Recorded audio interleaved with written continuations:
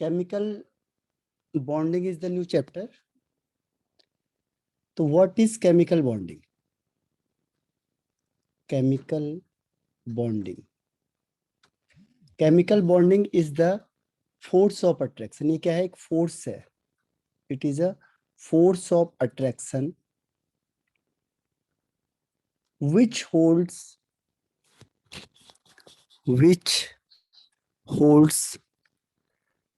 the atoms together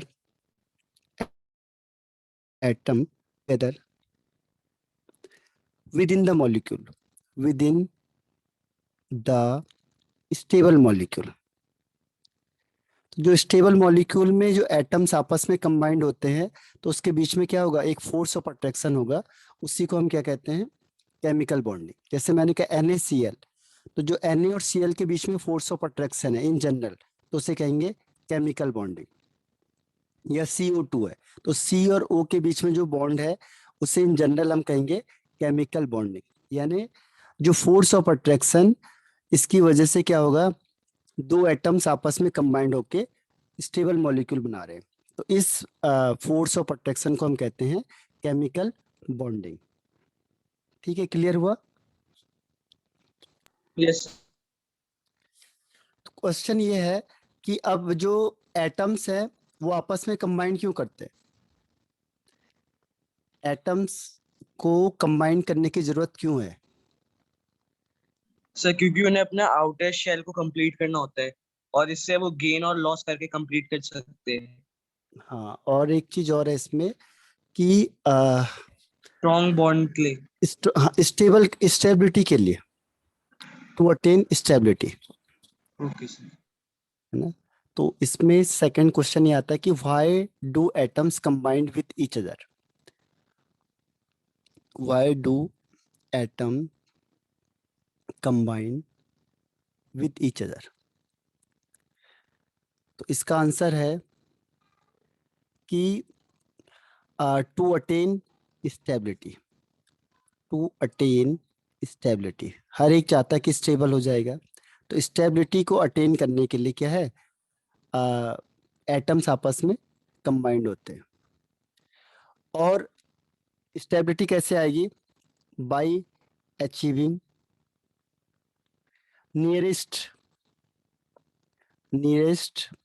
noble gas electronic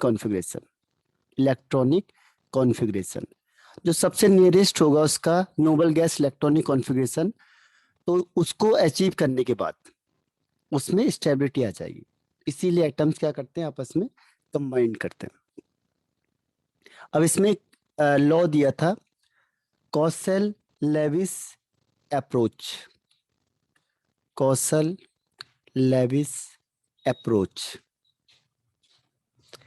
तो इसके according क्या है? देखो, ये कहता है कि जो एटम्स ऑफ डिफरेंट एलिमेंट होते हैं, atom of different elements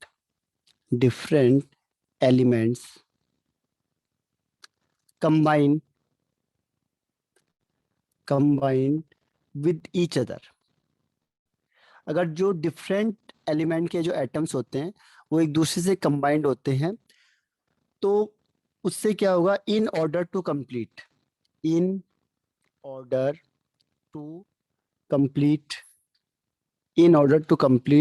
there respective octet.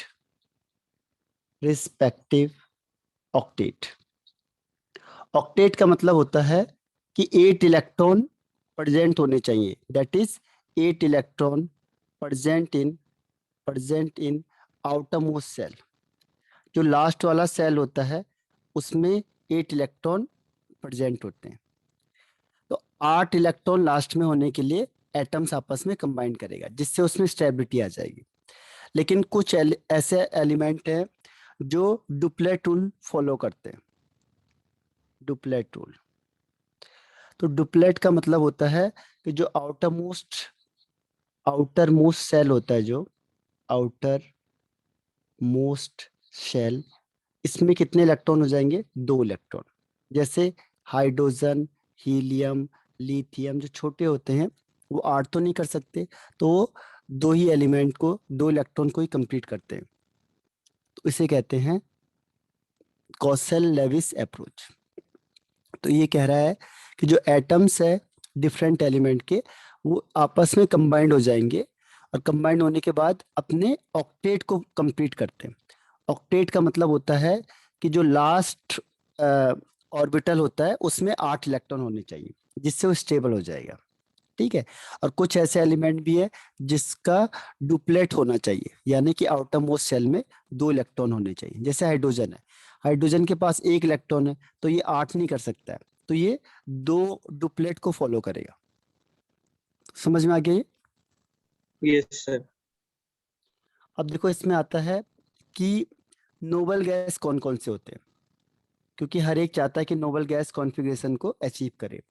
जो नोबल गैस होगा कौन कौन से होंगे वो, जैसे हीलियम, उसके बाद नियॉन, ही, क्या था ये इसका फुल फॉर्म, हीना, नीना और करीना जैसी रानिया।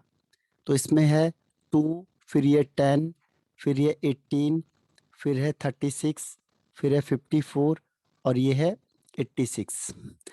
तो इसके बाहर देखो ये डुप्लेट रूल फॉलो करता है, तो इसके बाहर 2 इलेक्ट्रॉन होंगे, KLMNOP।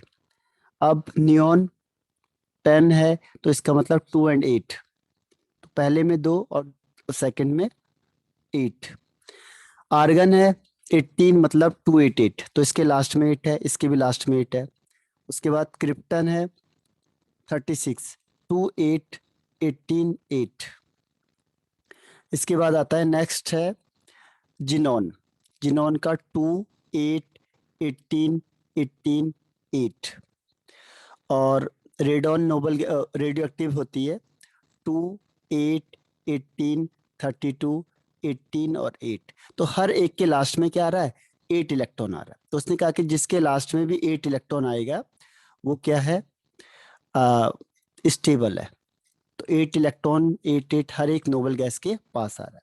तो शॉर्टकट मेथड यही है कि हर एक के लास्ट में 8 8 इलेक्ट्रॉन कर दो, जिससे स्टेबल हो जाएगा। बस किसको छोड़ के, जो छोटे एलिमेंट है, जैसे हाइड्रोजन है, हीलियम है, लिथियम है, तो इसके लास्ट में 2 ही आना चाहिए। तो ये डुप्लेट रूल फॉलो करते हैं और बाकी के ऑक्टेट रूल फॉलो करते हैं। ये बाकी जो है ये ऑक्टेट रूल फॉलो करेंगे। ठीक है, क्लियर हुआ ये? Yes sir. अब नेक्स्ट है मोड ऑफ केमिकल कॉम्बिनेशन, किस तरीके से केमिकल कंबाइंड होते हैं। मोड ऑफ केमिकल कॉम्बिनेशन, तो मोड ऑफ केमिकल कॉम्बिनेशन में हमारे पास यहाँ पे 3 तरीके हैं जिससे ये आपस में कंबाइंड हो सकते हैं। पहला है आयनिक बॉन्ड। आयनिक बॉन्ड का मतलब होता है complete transfer of electron, complete transfer, complete transfer of electron from one atom to another, from one atom to another. एक से दूसरे में कंप्लीट ट्रांसफर होगा इलेक्ट्रॉन का, तो उसे कहते हैं, उस बॉन्ड को कहेंगे आयनिक बॉन्ड। ठीक है, कंप्लीट ट्रांसफर ऑफ इलेक्ट्रॉन होगा from one atom to another. Second method है इसमें कोवेलेंट बॉन्ड। कोवेलेंट बॉन्ड में क्या होता है, कोवेलेंट बॉन्ड में होगा शेयरिंग ऑफ इलेक्ट्रॉन, लेकिन इसे कहते हैं mutual sharing of electron. Mutual का मतलब इक्वल, जब इक्वल शेयरिंग ऑफ इलेक्ट्रॉन हो रहा है तो उसे कहेंगे कोवेलेंट बॉन्ड। और तीसरा इसमें आता है कोऑर्डिनेट या डेटिव बॉन्ड। कोऑर्डिनेट, कोऑर्डिनेट या फिर डेटिव बॉन्ड, कोऑर्डिनेट या डेटिव बॉन्ड। ठीक है, तो कोऑर्डिनेट या डेटिव बॉन्ड होता क्या है कि जिसमें share pair of electron, share pair of electron, share pair of electron is contributed bye, contributed by one atom only, जिसमें केवल कंट्रीब्यूशन एक एटम करेगा और शेयरिंग दोनों करेंगे, तो उसे कहते हैं कोऑर्डिनेट बॉन्ड या डेटिव बॉन्ड। ठीक है, यहां तक समझ में आया? Yes sir. एक एग्जांपल बता देता हूं मैं कोऑर्डिनेट का। जैसे NH3 है, एन के पास एक लोन पेयर होता है और दूसरा इसमें आ जाएगा BCl3 है, ये इलेक्ट्रॉन डेफिशिएंट होता है।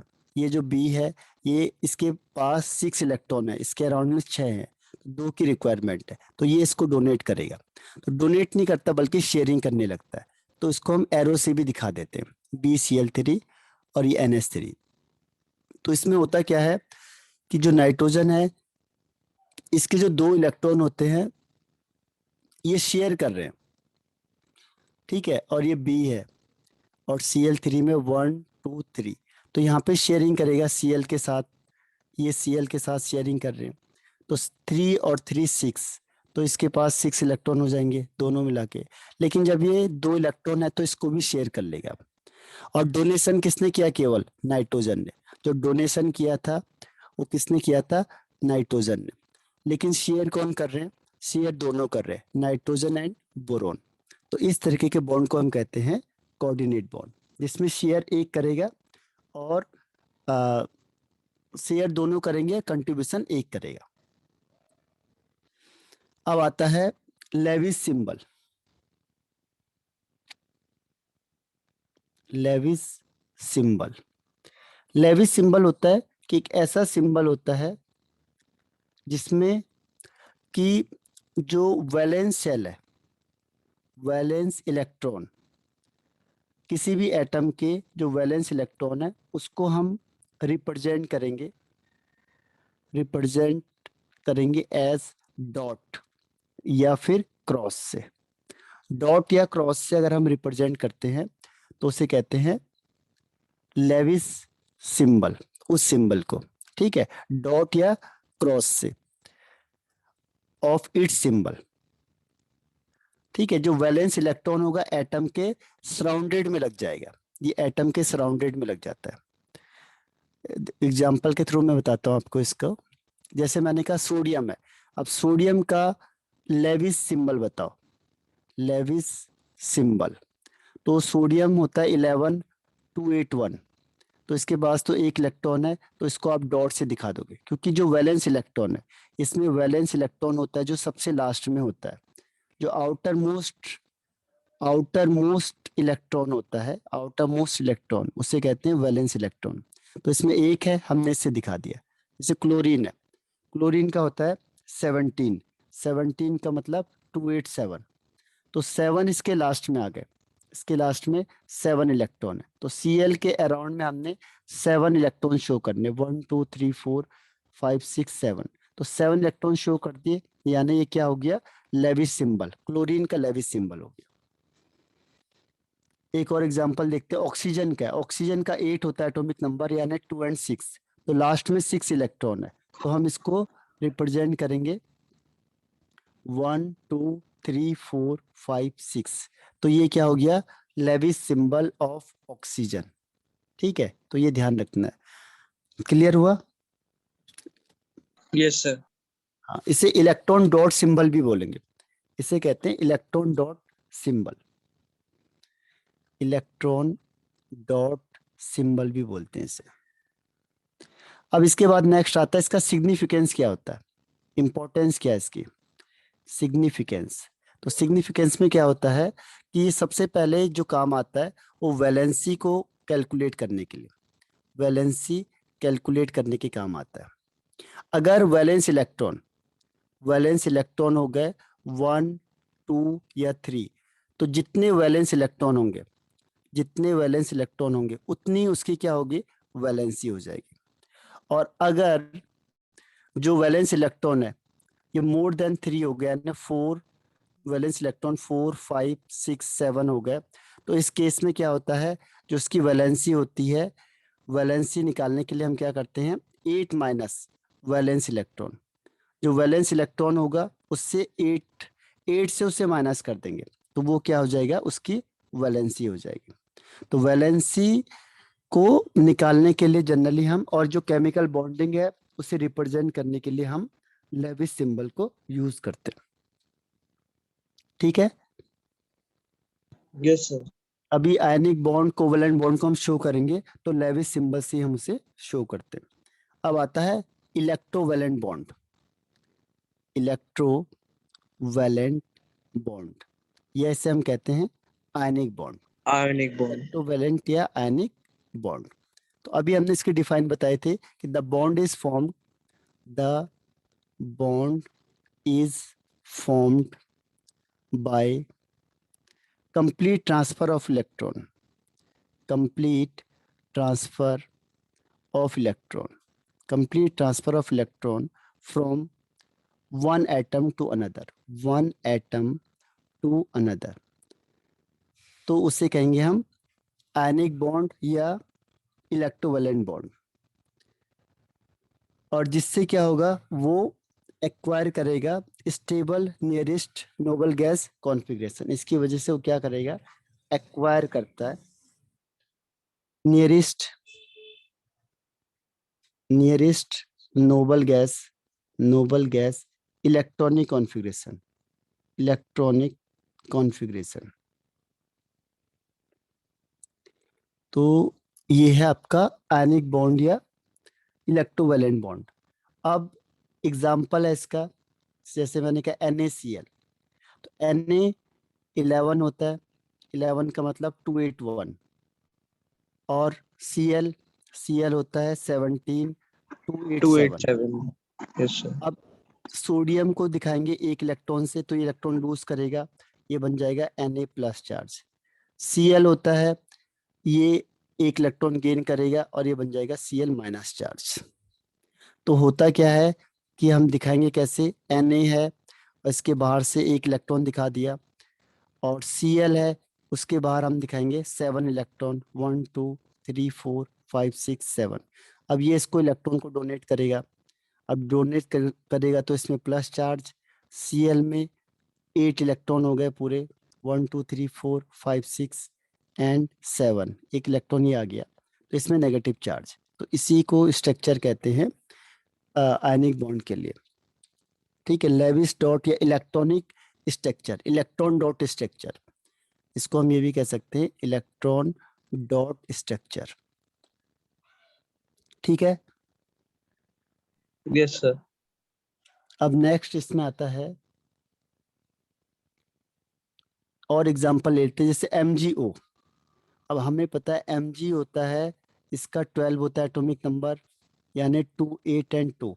तो ऑक्सीजन के बाहर 2 इलेक्ट्रॉन है, सॉरी Mg के बाहर 2 इलेक्ट्रॉन है। तो जब Mg के बाहर 2 इलेक्ट्रॉन है, तो ये अपने 2 इलेक्ट्रॉन को लूज करेगा ऑक्टेट कंप्लीट करने के लिए, क्योंकि 2 8 में आ जाएगा वो। तो इसके पास दो ऑप्शन है, या तो इस लास्ट वाले इलेक्ट्रॉन को डोनेट कर दे, या फिर 6 इलेक्ट्रॉन गेन कर दे। तो इसको आसान है 2 इलेक्ट्रॉन लूज करना, तो ये 2 इलेक्ट्रॉन लूज करेगा और ये आ जाएगा Mg2+। ऑक्सीजन होता है 8 होता है, लास्ट में 2 एंड 6 होता है। तो 6 की वजह से क्या होता है, ऑक्टेट कंप्लीट करने के लिए इसे 2 इलेक्ट्रॉन रिक्वायर्ड होते हैं, और ये बन जाएगा ऑक्सीजन 2-। तो इसकी ओवरऑल रिएक्शन देखेंगे हम लोग, तो रिएक्शन कैसे दिखेगी, रिएक्शन होगी Mg, इसके बाहर 2 इलेक्ट्रॉन, ऑक्सीजन, इसके बाहर 6 इलेक्ट्रॉन, 1 2 3 4 5 6। अब ये यहाँ भी डोनेट करेगा, इसे भी डोनेट करेगा, तो दोनों को डोनेट कर दिया, तो Mg में हो जाएगा +2 चार्ज, और ऑक्सीजन के पास 2 इलेक्ट्रॉन ज़्यादा हो गए, 1 2 3 4 5 6, और 2 इलेक्ट्रॉन इसने डोनेट किए हुए, तो ये 2 ये आ गए, और इसमें 2- चार्ज। तो इस तरीके से इसका स्ट्रक्चर बनता है। क्लियर है? Yes sir. तो अब इसके कुछ कैरेक्टरिस्टिक्स आ जाते हैं, कैरेक्टरिस्टिक्स ऑफ इलेक्ट्रोवैलेंट बॉन्ड। क्या खास बात है इसमें, तो देखो कैरेक्टरिस्टिक्स में क्या आएगा,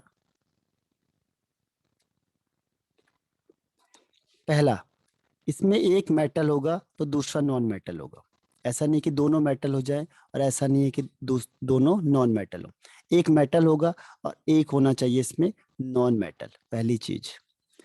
दूसरी चीज क्या होती है इसमें, कि इसमें जो फोर्स ऑफ अट्रैक्शन लगता है वो सबसे स्ट्रॉन्ग फोर्स होता है, स्ट्रॉन्ग फोर्स ऑफ अट्रैक्शन होता है, स्ट्रॉन्ग फोर्स ऑफ अट्रैक्शन, यानी आयंस के बीच में स्ट्रॉन्ग फोर्स ऑफ अट्रैक्शन होता है। इसके नाम अलग अलग है, इसको कहते हैं electrostatic force of attraction, electrostatic electrostatic force of attraction, force of attraction, और या फिर इसी को कहते हैं कोलम्बिक फोर्स,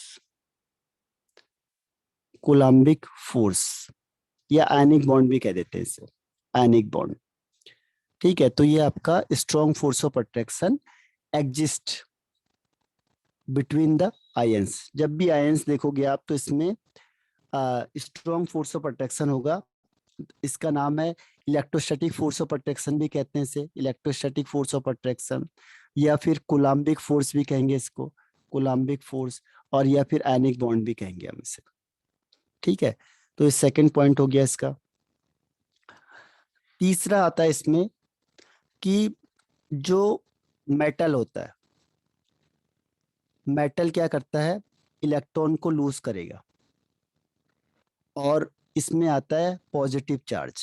तो मेटल में आएगा हर हमेशा पॉजिटिव चार्ज, और ये किसके इक्वल होगा, equal to number of, equal to number of electron lost.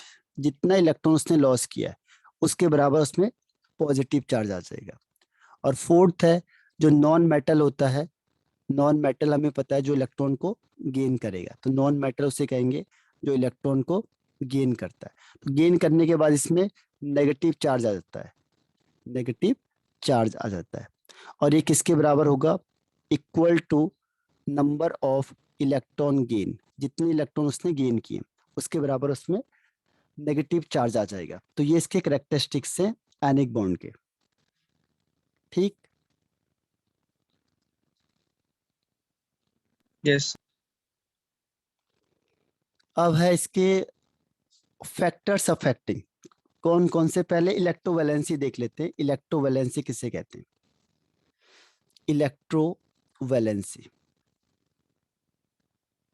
Electrovalency होती है the number of electron lost और gained, the number of electron, number of electron lost और गेन्ड, या तो जितने इलेक्ट्रॉन उसने लॉस किए हैं या तो जितने इलेक्ट्रॉन उसने गेन किए during the formation of, during the, during the formation of, during the formation of ionic bond. जो आयनिक बॉन्ड है या आयनिक लिंकेज है, इसके बॉन्ड फॉर्मेशन में जितने इलेक्ट्रॉन लॉस या गेन होते हैं तो वो उसकी इलेक्ट्रोवैलेंसी, जैसे मैंने कहा अभी NaCl, तो आपको पता है कि Na ने एक इलेक्ट्रॉन लूज किया है और Na बन गया, तो इसकी जो इलेक्ट्रोवैलेंसी होगी वो 1 होगी, इलेक्ट्रोवैलेंसी इज इक्वल टू 1। दूसरा है जैसे Cl है, Cl ने इलेक्ट्रॉन को गेन किया है और ये Cl बन जाएगा माइनस, इसमें प्लस का चार्ज, तो जो माइनस होगा इसका मतलब एक इलेक्ट्रॉन इसने गेन किया है, तो इसकी जो इलेक्ट्रोवैलेंसी होगी वो 1 होगी। इसे प्लस माइनस में ना लिखना है, सिंपल लिख सकते हैं। तो ये उसकी इलेक्ट्रोवैलेंसी हो गई। एक और एग्जांपल देखते हैं MgO का। Mg कितने बाहर हैं, इसके 2 इलेक्ट्रॉन बाहर है, तो ये 2 इलेक्ट्रॉन को लॉस कर देगा, 2 इलेक्ट्रॉन को लॉस करेगा, तो इसके जो इलेक्ट्रोवैलेंसी होती है वो 2 होती है, इलेक्ट्रोवैलेंसी इज इक्वल टू 2। दूसरा आता है इसमें ऑक्सीजन, ऑक्सीजन मतलब 2 6, तो जो गेन करेगा वो 2 इलेक्ट्रॉन करता है, सर 2 गेन प्लस बाई होगा इसमें। 2 इलेक्ट्रॉन। हाँ, तो गेन करेगा 2 इलेक्ट्रॉन तो भी इलेक्ट्रोवैलेंसी 2 ही हो जाएगी। ठीक है, यस सर। अब आता है factors affecting formation of ionic bond. कौन कौन से फैक्टर हैं जो इसे अफेक्ट करेंगे, factor affecting formation of ionic bond, formation of ionic bond, जो आयनिक बॉन्ड है उसके फॉर्मेशन में कौन कौन से फैक्टर अफेक्ट करते हैं। इसमें पहला है आयोनाइजेशन एंथैल्पी या आयोनाइजेशन एनर्जी, आयोनाइजेशन एनर्जी या आयोनाइजेशन एंथैल्पी एक ही बात है। इसकी डिफाइन क्या होती है, देखो इसकी डिफाइन होती है the amount of energy release, नहीं रिक्वायर्ड होती है, the amount of energy required, energy required, amount of energy required to lose outermost electron, outermost most electron from an isolated gaseous atom. For an isolated gaseous atom, यानी कि एक तो single form में होना चाहिए, gas के form में होना चाहिए एटम का, तो वो हो गई उसकी आयोनाइजेशन एंथैल्पी या आयोनाइजेशन एनर्जी। ठीक है, the amount of energy required to lose outermost electron from an isolated gaseous atom. Isolated का मतलब होता है अलग से होना चाहिए, जैसे सोडियम है अलग से, गैसेस का मतलब गैस के फॉर्म में होना चाहिए। ऐसे अगर मैंने लिखा NaCl तो ये नहीं होगा, कोई भी कंपाउंड लिख दिया मैंने, कार्बन का ग्रेफाइट लिख दिया तो भी नहीं होगा,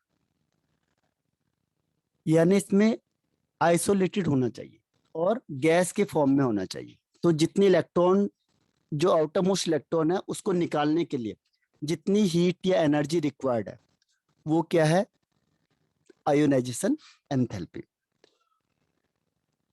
ये किसके लिए काम करता है, कैटायन के लिए, क्योंकि इलेक्ट्रॉन लूज होगा तो कैटायन बन जाता है। जैसे कोई ए है, इलेक्ट्रॉन को लॉस करेगा तो इसमें प्लस चार्ज आएगा, इसे कहते हैं कैटायन। तो ये जनरली कैटायन के लिए एप्लीकेबल होती है। तो इसका स्टेटमेंट है कि जितनी लो वैल्यू होगी आयोनाइजेशन पोटेंशियल की, जितनी कम वैल्यू होगी, हायर इज द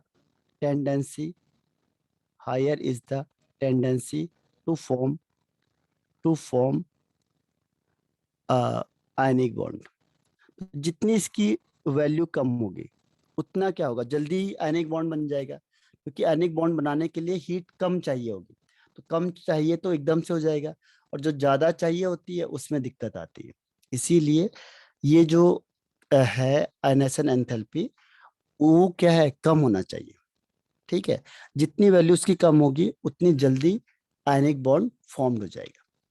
ठीक, तो इसका मतलब जितनी आईपी की वैल्यू कम होगी, आयनाइजेशन पोटेंशियल की वैल्यू, उतना जो आयनिक बॉन्ड फॉर्मेशन की टेंडेंसी है, आयनिक बॉन्ड फॉर्मेशन की जो टेंडेंसी होती है ये इंक्रीज हो जाएगी। ठीक है, तो ये समझ में आ गया। Yes sir. अब देखो, पहला पॉइंट, पहले में उसने कहा कि जितना कम आयनाइजेशन एंथैल्पी होगा उतना कैटायन जल्दी बनेगा और आयनिक बॉन्ड जल्दी बन जाएगा। अब दूसरा फैक्टर आता है इसमें, electron gain enthalpy. Electron gain enthalpy,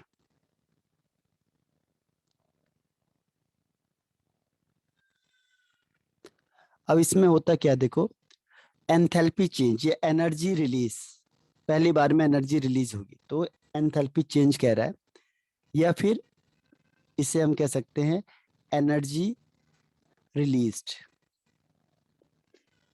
जितनी एनर्जी रिलीज कर रहा है, कब, when an electron is added, one electron is added to it's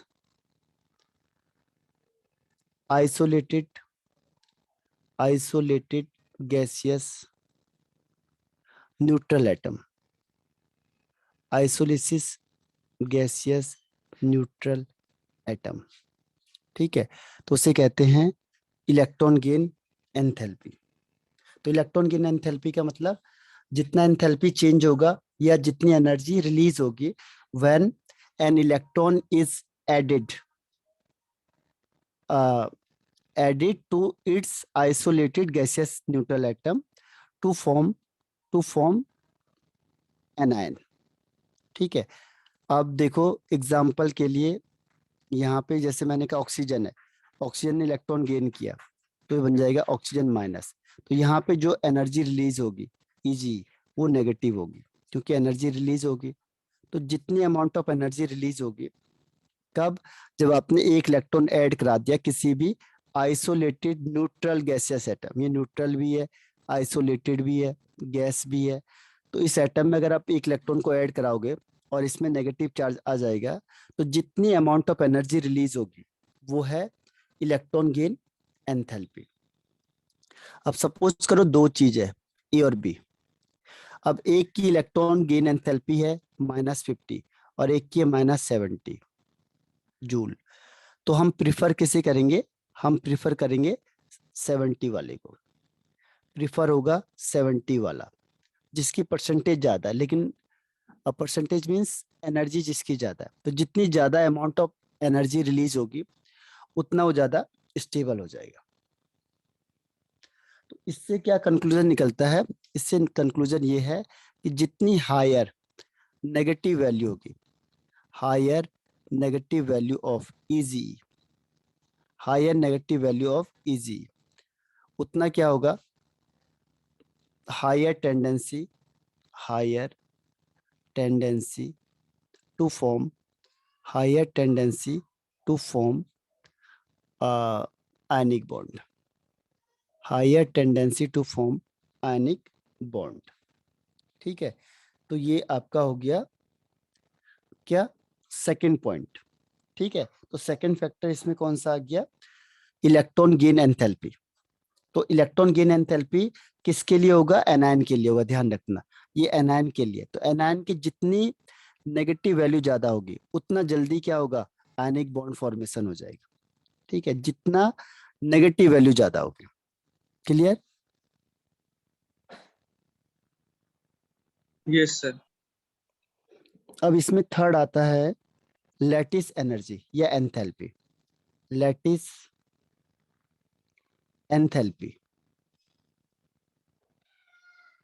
या एनर्जी, लैटिस एंथैल्पी या एनर्जी। ठीक है, लैटिस एंथैल्पी या लैटिस एनर्जी, इसका होता है द अमाउंट ऑफ।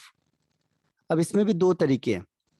पहला देखो, जैसे NaCl लिया आपने, अब 1 मोल NaCl को ब्रेक डाउन करने के लिए इनटू इट्स कॉन्स्टिट्यूएंट पार्टिकल्स, ठीक है, गैसियस फॉर्म में होना चाहिए, तो इसके कॉन्स्टिट्यूएंट पार्टिकल्स में ब्रेक डाउन करने के लिए जितनी अमाउंट ऑफ हीट रिक्वायर्ड होगी वो लैटिस एनर्जी है। तो पहले ही डिफाइन इसकी यहीं से लिखते हैं कि the amount of energy required, the amount of energy required, amount of energy required to break down, required to break down 1 mole of, 1 mole of compound, 1 mole of compound into its constituent particles, constituent particles, अपने ही particle में break down हो जाना, तो उसे कहते हैं lattice energy. जैसे मैंने कहा 1 मोल है NaCl, तो किस में टूटेगा? Na+ में और Cl- में। तो यहाँ पे जो एनर्जी लगेगी उसे हम कहते हैं लैटिस एनर्जी। दूसरा एग्जांपल लेते हैं, C2H4O2, तो ये किससे मिलके बना है? Carbon, hydrogen, oxygen. तो जब आप इसे ब्रेक डाउन करोगे और ये अपने कॉन्स्टिट्यूएंट पार्टिकल्स में ब्रेक डाउन हो गया, जैसे इसमें कार्बन है, इसमें हाइड्रोजन है, इसमें ऑक्सीजन है, तो तीनों से मिलके बना है। तो अगर ये कॉन्स्टिट्यूएंट पार्टिकल में ब्रेक डाउन हो गया, यहाँ पे जो एनर्जी है, जो यहाँ पे एनर्जी यूज हुई, यहाँ पे जो एनर्जी क्या हुई? यूज हुई, उसे कहते हैं लैटिस एनर्जी, लैटिस एनर्जी। ठीक है, पहली डिफाइन। दूसरी डिफाइन इसकी ये होती है कि इसको रिवर्स कर दो। जैसे हमने कहा कि Na+ और Cl- को ऐड कर दिया और ये बन जाएगा NaCl, तो इसके 1 मोल बन गए। तो इस केस में क्या होता है? हीट रिलीज होती है, यानी अमाउंट ऑफ एनर्जी। दूसरी डिफाइन इसकी ये है, अमाउंट ऑफ एनर्जी रिलीज्ड। अगर फॉर्मेशन होगा तो एनर्जी रिलीज होगी, और अगर ब्रेक डाउन करेंगे या डिकम्पोजिशन होगा तो एनर्जी रिक्वायर्ड होगी। The amount of energy released when 1 mole of compound, 1 mole of compound, 1 mole of compound is formed from its constituent particles, constituent particle। जो constituent particles है उससे जो 1 मोल कंपाउंड बन रहा है, तो उसमें जितनी अमाउंट ऑफ एनर्जी क्या हो रही है? रिलीज हो रही है, वो आपका लैटिस एनर्जी हो गया। तो दो तरीके से आप दिखा सकते हो, यानी दोनों में सेम अमाउंट ऑफ एनर्जी है। अगर मैंने कहा Na+ है और Cl- है, इन दोनों के मिला के 1 मोल कंपाउंड बना, तो सपोज यहाँ पे जो हीट जरूरत पड़ी वो 500 जूल है। तो जब आप NaCl को तोड़ोगे, अच्छा यहाँ से हीट निकलेगी तो माइनस साइन, अब आप NaCl को ब्रेक डाउन करोगे तो जो एनर्जी रिक्वायर्ड होगी ये भी कितने होगी, 500 जूल। 500 जूल का मतलब हुआ इतनी एनर्जी रिक्वायर्ड है या रिलीज है। अगर आप 1 मोल बनाओगे तो रिक्वायर्ड है, और अगर 1 मोल तोड़ोगे तो एनर्जी रिलीज होगी। लेकिन ध्यान रखना अपने कॉन्स्टिट्यूएंट पार्टिकल्स में ही होगा ऐसा, तो उसे कहते हैं लैटिस एनर्जी। क्लियर हुआ ये? Yes sir. अब इसके बाद आता है इसके कौन कौन से फैक्टर्स हैं जो इसे अफेक्ट करेंगे। तो ये टाइम खत्म हो रहा है, रिज्वाइन करो आप सेम आईडी पे क्योंकि टाइम खत्म हो जाएगा।